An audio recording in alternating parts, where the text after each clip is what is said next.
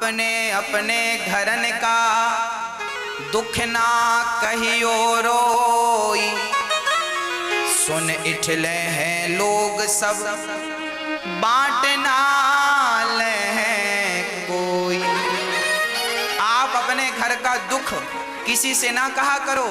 ये जमाना कैसा है मेरी माँ, आपका दुख रो रो करके सुनता है। आपने रो रो के सुनाया, सास ने गाली दी, घर से निकाल दिया, चम्मच नहीं दिया, ये नहीं दिया। आप अपना दुख रो रो के सुनाएंगी तो पड़ोसन भी रो रो के सुनेगी, अच्छा बहुत गलत किया तेरे से। और आप जाओगी तो हंस हंस के बताए, हाँ उसके घर में आग लगी, हम जानते उसकी सास बिल्कुल कलमुही है, घर से बहू को निकाल। आप जरा किसी को अपना दुख सुनाओ तो सही, आपके दुख का लोग मजाक बना लेते हैं। इसलिए आप अपने घर का दुख, पति का झगड़ा, पत्नी का झगड़ा, सास का झगड़ा, झगड़ा सबके घर में होते हैं। थोड़ा सा पचाओ, पड़ोसन को ना कहो। कल आप सास बहू एक हो जाओगी पर पड़ोसन तो पूरे गांव में, पूरे शहर में बोल देगी, लो इनके घर में ऐसा चल रहा है। इसलिए मेरी माँ, गणेश जी का पेट बड़ा है, थोड़ा सा अपना भी पेट बड़ा कर लो। पचाने वाला किसी से ना कहा करो, दुखों को सहन करो। किसी से छोटा छोटा दुख रोने की जरूरत, लोग हंस हंस के बताएंगे जाने पर। सही है या गलत है? 15 करोड़ की है कि नहीं ये बात? हाँ या ना? तो निकालो 15 करोड़।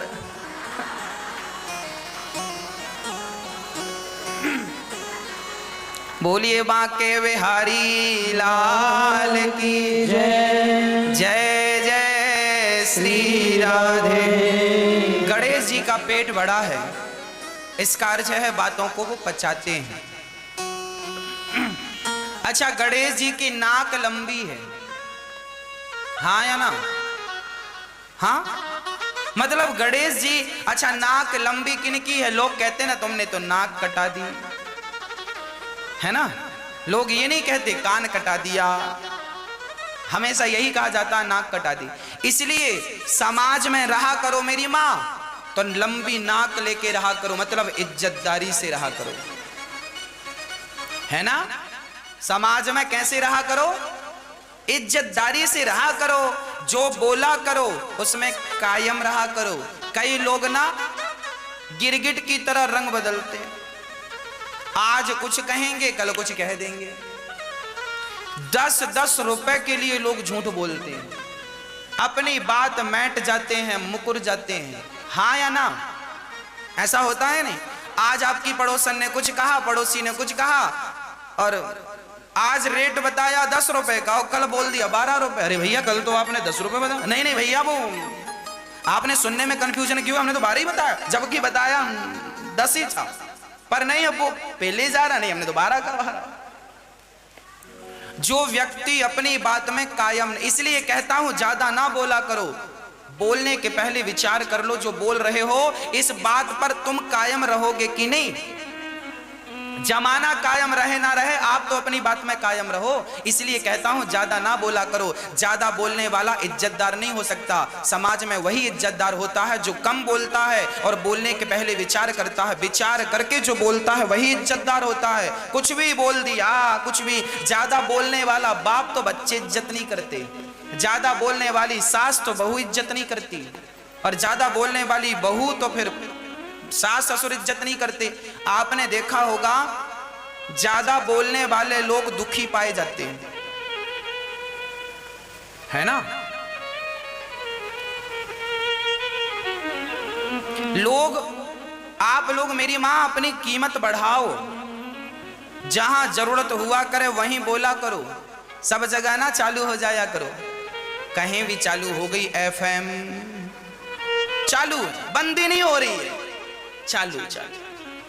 कुछ लोग ऐसे होते हैं, एक बार चालू होते हैं बंद ही नहीं होते, बोले जा रहे हैं, नॉन स्टॉप बोले जा रहे हैं। इन्हें खुद को पता नहीं है बोल क्या रहे हैं, पर बोल रहे हैं। बाप दादे बोलते आए हैं तो ये भी बोल रहा है।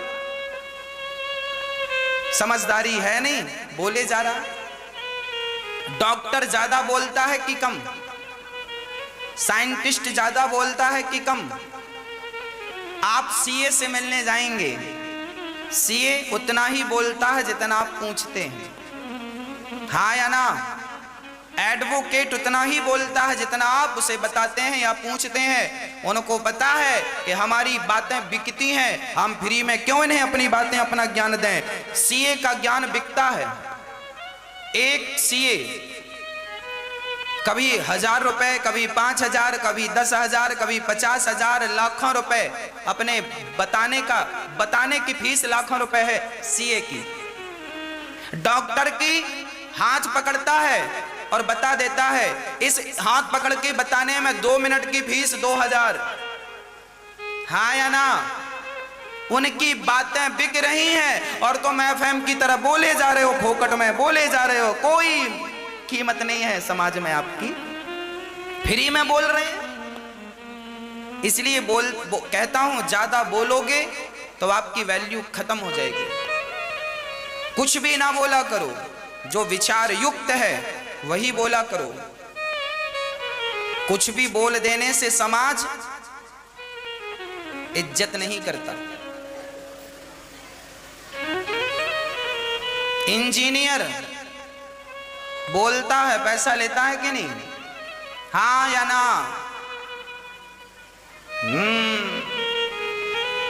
पैसा लेकर बोलता हो, और आप अपनी बहू से फ्री में बोल रही हो। सासों को भी पैसा लेकर बोलना चाहिए बहू को। आप भी बिल्कुल कम बोला करो। सास कम बोलेगी तो बहू बादाम का हलवा खिलाएगी, और सास ज्यादा बोलेगी तो बासी रोटी देगी पापड़ की तरह, खा। बहुत बोलती है बुढ़िया, ले खा। कम बोलोगी बादाम का हलवा मिलेगा। अब आप देख लो, बादाम का हलवा खाना है, बासी रोटी खाना है, मर्जी आपकी। तो गणेश जी का पेट बड़ा है, मुंह छिपा हुआ है, कान बड़े हैं। आप लोग भी इन विषयों पर थोड़ा सा चिंतन करना, इनको आत्म मंथन करना, चरित्र में उतारना। हमारी दुर्गा मैया के कितने हाथ हैं? 8। और माता जी की सवारी क्या है, काहे पे बैठी हैं? अच्छा, माता जी शेर पे ही क्यों बैठी? और 8 हाथ का अर्थ क्या? एक सज्जन बड़े नास्तिक थे, वो भगवानों को मानते नहीं थे। उन्होंने हमसे कहा, महाराज जी तुम्हारे यहाँ की स्त्रियां कैसी हैं? हमने कहा बताओ कैसी हैं? बोले तुम्हारे यहाँ स्त्रियां 8 हाथ वाली कोई स्त्री आपने देखा है? वो नास्तिक था, बोला तुम्हारी माता दुर्गा मैया 8 हाथ हैं, कोई स्त्री 8 हाथ की तुमने देखी है? बेवकूफ बना रहे हो।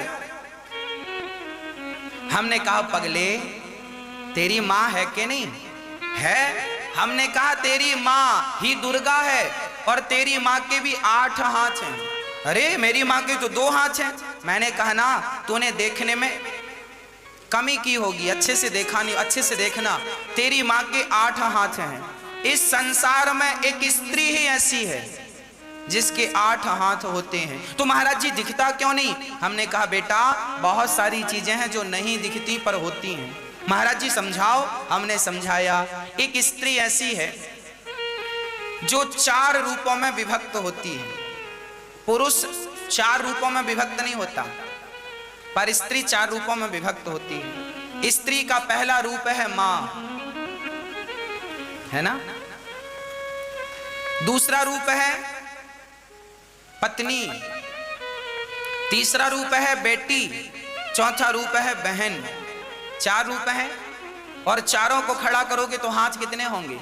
हाँ, हमने कहा तेरी माँ भी है, वो माँ का कर्तव्य भी निभा रही है, पत्नी का धर्म भी निभा रही है, बहन का फर्ज भी निभा रही है, और बेटी बनकर दोनों कुलों को तार रही है। तेरी माँ ही अष्टभुजाधारी दुर्गा है,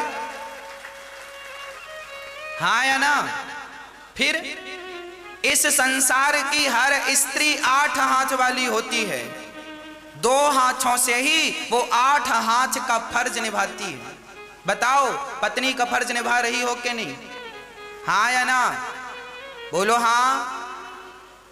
माँ का फर्ज निभाती है, पति का पत्नी बनकर फर्ज निभाती है, पति को शिकायत का मौका नहीं देती, पति लात मारता है, पति थप्पड़ मारता है, तो भी वो पति को भगवान जानकर कभी उसकी आलोचना नहीं करती, कभी पलटकर जवाब नहीं देती। ये भारत की नारी है। और वही स्त्री अपने बच्चे की मां बनकर रात रात जागना पड़े तो जागती है बच्चे के लिए, और दिन में काम करती है, रात में सोना भी त्यागना पड़े तो सोना भी त्याग देती है, पर अपने बच्चों को अच्छी परवरिश देकर के अच्छा संस्कारी बनाने का प्रयास, दो हाथों से पति को थामती है तो दो हाथों से बच्चों को थामती है। तो कभी पिता को जरूरत पड़ी, बेटा तुझे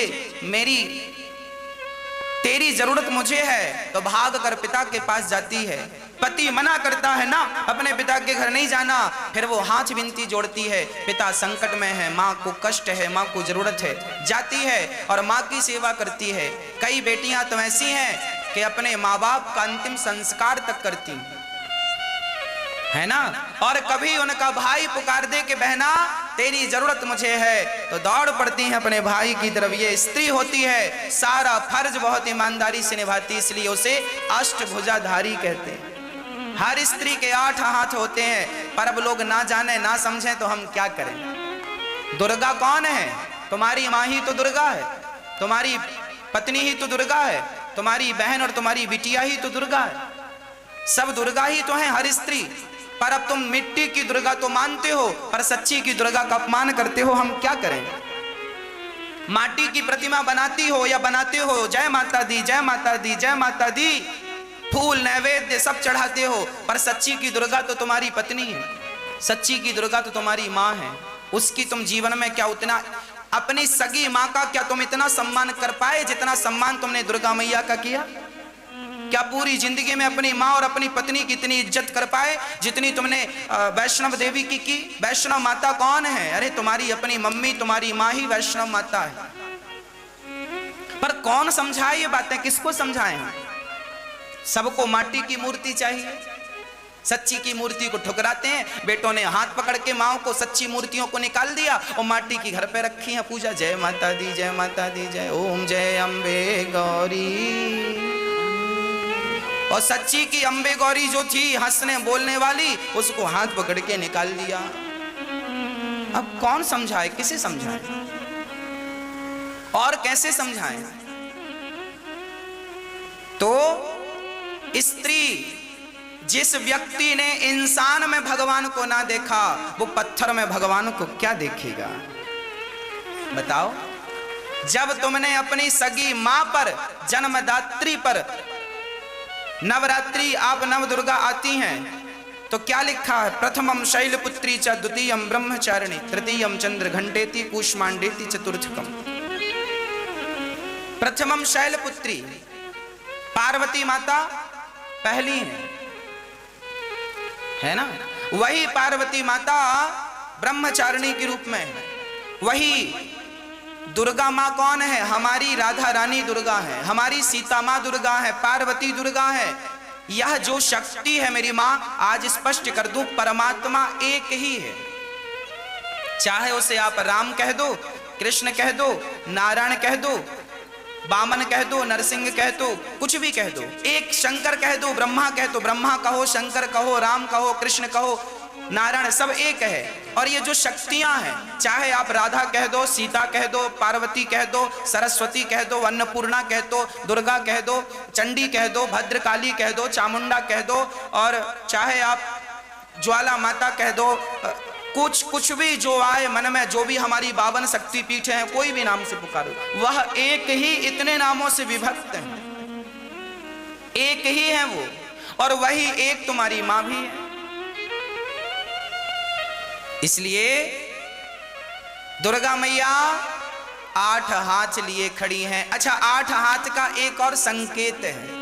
हमारे भारत में वर्ण कितने हैं? कितने वर्ण हैं? 4, ब्राह्मण, क्षत्रिय, वैश्य और शूद्र। दुर्गा मैया सबकी माता है। दुर्गा ब्राह्मणों की भी माता है, क्षत्रिय की भी माता है, वैश्य की भी माता है और शूद्र की भी माता है। मानो दुर्गा माता ये कहती है कि मैं तुम सबकी माता हूं, तुम चारों जिस दिन एक हो जाओगे तो शेर की सवारी कर पाओगे, जैसे मैं शेर की सवारी कर रही हूं। पर तुम चारों एक बनो तो आज हमारे भारत में विडंबना क्या है? अंग्रेज आए, मुगल आए, क्या किया इन्होंने? हम लोगों को लड़ाया, फूट डालो शासन करो। ब्राह्मण क्षत्रिय से क्षत्रिय, वैश्य से वैश्य, शूद्र से आपस में ही लड़ते रहे, मरते रहे, और वो 200 साल तक उन्होंने राज्य किया। हमारे झगड़ने का फायदा किसने उठाया? अंग्रेजों ने, मुगलों ने लड़ाया और राज्य किया। हम लड़ते रहे और दुर्गा मैया कहती हैं बेटा तुम एक हो जाओगे तो तुम्हारे 8 हाथ, अरे तुम्हारे 2 हाथ हैं तो ज्यादा शक्तिवान हो कि 8 होंगे तो ज्यादा होगे? हाँ, जब तुम चारों वर्ण एक हो जाओगे, मिलकर एक बन जाओगे। एक लकड़ी कोई भी तोड़ सकता है पर लकड़ी का गट्ठा कोई तोड़ नहीं सकता। जब तुम चारों मिल जाओगे तो तुम्हारी तरफ कोई उंगली उठा नहीं सकता, तुम्हारी तरफ कोई आंख उठाकर देख नहीं सकता। संपूर्ण भारत एक हो जाए। एक होने के लिए दुर्गा मैया 8 हाथ लेके आती हैं, पर कोई समझता ही नहीं इन बातों को। ये गूढ़ रहस्य है। दुर्गा मैया शेर पर क्यों बैठी हैं? तुम चारों एक हो जाओगे तो शेर की सवारी कर पाओगे, इसलिए शेर पर बैठी हैं। शेर को भी अपना गुलाम बना लोगे, तुम शेर को गुलाम बना सकते हो, पर एक नहीं हुए तो अंग्रेजों ने तुम्हें गुलाम बना लिया, मुगलों ने तुम्हें गुलाम बना। जबकि तुम एक हो जाते तो तुम शेर को, और क्या मजाल थी उन अंग्रेजों की कि तुम्हें गुलाम बनाते? तुम एक तो होते, पर हमें तो लड़ना है आपस में। और सुनो आगे, सरस्वती माता का वाहन कौन सा है मेरी माँ? सरस्वती माँ का वाहन क्या है? मैया आप बताओ क्या है? क्या मैया? हाँ बताओ, हाँ पूछ लो, पड़ोसन से पूछो। क्या मैया आप बताओ, आप आगे बैठ, हमें तो लगा आप सबसे ज्यादा सुन रही हो। बताओ, आप बताओ क्या है? सरस्वती माता का वाहन क्या है? हाँ अरे मैया को बताने दो, मैया बताओ। नहीं पता, हम बता रहे, मैया सुनो। माता सरस्वती का वाहन है हंस। क्या है? अच्छा, सरस्वती माता हंस पर ही क्यों बैठी हैं? और लक्ष्मी माता का वाहन क्या है? क्या है बताओ? हाँ नहीं बैठे, अरे आप ना खड़े हो जाना। क्या? कमल? अच्छा, लक्ष्मी माता का वाहन कमल। क्या? उल्लू। लक्ष्मी माता उल्लू पर बैठती हैं और सरस्वती माता हंस पर बैठती हैं। अच्छा, सरस्वती माता उल्लू पर क्यों नहीं बैठी? जानते हो कारण क्या है? दोनों का कारण समझाऊंगा, पहले सरस्वती माँ का कारण समझो। सरस्वती माता कमल हंस पर बैठी हैं, अर्थ क्या हुआ? कमल का स्वभाव, हंस का स्वभाव कैसा है? आप हंस को दूध और पानी मिलाकर दो तो हंस दूध पी लेता है, पानी पानी। ये किसका स्वभाव है? हंस का। कहने का अर्थ यह है सरस्वती माता है विद्या की देवी। सरस्वती माता कौन है? माँ विद्या की देवी। और विद्या ये कह रही है कि जैसे पानी और दूध को मिलाया तो हंस दूध पी लिया, उसी प्रकार विद्वान वही है जिसने सार सार की बातें ग्रहण कर ली, असार तत्व को छोड़ दिया, वही विद्वान है। सरस्वती माता हंस पर बैठकर यही शिक्षा दे रही हैं कि तुम भी विद्यालय आओ, सार सार पढ़ो। कौन क्या कर रहा है, कौन किससे बात कर रहा है, कौन किसे देख रहा है, इस लफड़े में तुम ना पढ़ो। तुम अपना पढ़ाई करो, सार सार अपना ग्रहण करो और जाओ। तुम झगड़े में ना उलझ जाना, नहीं तो आजकल बच्चे पढ़ते कम हैं और आपने देखा होता बच्चों को आजकल प्यार व्यार ज्यादा हो जाता है स्कूलों में। मतलब इन्होंने दूध तो पिया नहीं, पानी पानी पी लिया, है ना। सरस्वती माता यही कहती हैं विद्यालय आओगे तो यहाँ अच्छाई और बुराई दोनों होती है। जैसे पानी और दूध दोनों है, पर हंस को पानी पानी छोड़ना है, दूध दूध पीना है। बच्चों को भी स्कूल जाना चाहिए तो सरस्वती माँ से यही शिक्षा लेना चाहिए, हंस से यही सीखना चाहिए। सार सार ग्रहण करो। इसलिए संत लोग भी गाते हैं, सार सार को गही लहे थोथा दे उड़ाए। स्वभाव है सुपड़े की तरह। जैसे सूप होता है ना फटकने वाला, मैया सुपड़ा, पहले की माताएं सुपड़े में ऐसे ऐसे उसको साफ करती थी सारी चीजों को। उसमें क्या होता था, सार बच जाता था और उसमें कचरा जो था वो उड़ जाता था। सार को ग्रहण कर लेना चाहिए, असार को उड़ा देना चाहिए। यही तुम्हारी विद्युत्ता है। यही माता सरस्वती हंस पर बैठ कर कह रही हैं। ये हंस पर बैठने का तात्पर्य है। कोई पूछे कि हंस पर क्यों बैठी हैं तो आप जवाब दे सकते हैं। अब लक्ष्मी जी उल्लू पर क्यों बैठी हैं, इसका भी जवाब है। अकेली लक्ष्मी को कोई बुलाए, आओ लक्ष्मी माता, आओ लक्ष्मी माता, अकेली लक्ष्मी को कभी ना बुलाना। अकेली लक्ष्मी आती हैं तो उल्लू पे चढ़ के आती हैं, और अकेली लक्ष्मी को बुलाओगे उल्लू पे चढ़कर आएंगी और उल्लू बनाकर लक्ष्मी माता चली जाएंगी। इसलिए अकेली लक्ष्मी को ना बुलाना। फिर किसके साथ बुलाएं, नारायण के साथ। लक्ष्मी जब नारायण के साथ आती हैं तो उल्लू पर चढ़कर नहीं, गरुण पर चढ़कर आती हैं। और जो लक्ष्मी गरुण पर सवार होकर आती है वो लक्ष्मी एक बार आती है तो तुमसे रिश्ता बना लेती है, तुम्हें बेटी या तुम्हें बेटा मान लेती है और सदा सदा के लिए तुम्हारे घर में रह जाती है। अकेली लक्ष्मी आएगी। अब आप पत्नी और पति हो और कोई आपसे पड़ोसी कहे सुनो केवल आप आना निमंत्रण में, हम आपका निमंत्रण कर रहे हैं। आप स्त्रियों को कोई पुरुष कहे आपका पड़ोसी तुम आना निमंत्रण में, हम तुम्हें हलवा पूड़ी खवाएंगे। आपके पति को ना बुलाए बस आपको बुलाए तो आप जाओगी? बोलो मेरी माँ, अकेली जाओगी? नहीं। और पति पड़ोसी कहे साहब आप आना, तो फिर पत्नी बोलेगी अब पति वहां खाए तो मैं घर में अकेली क्या बनाऊं, वो भी पीछे पीछे चली जाएगी। सुनो आप चल रहे हो हम भी चलेंगे। पति को बुलाया जाएगा तो पत्नी बिना बुलाए जा सकती है, पर अकेली पत्नी को कोई बुलाए और उसके पति को ना बुलाए तो ना पति मिलेगा ना पत्नी ही मिलेगी। तो आप लोग भी कितना बुरा लगता होगा भगवान नारायण को जब आप कहते हैं लक्ष्मी माता बस आप आओ आप आओ। नारायण कहते होंगे लो हमारी पत्नी को बुला रहा है, हमें तो बुलाया नहीं। तो भगवान बोले जाओ इसको उल्लू बना के आओ। उल्लू पे आती है, अच्छा आ रही हूं, अकेले बुला रहा, उल्लू पे जाती हूँ, उल्लू बनाती है और वापस चली जाती है। पत्नी पति के बिना कैसे रहेगी? इसलिए कभी लक्ष्मी माता को अकेले नहीं बुलाना चाहिए। सदा नारायण के सहित माता आओ और यहाँ रह जाओ, रम जाओ।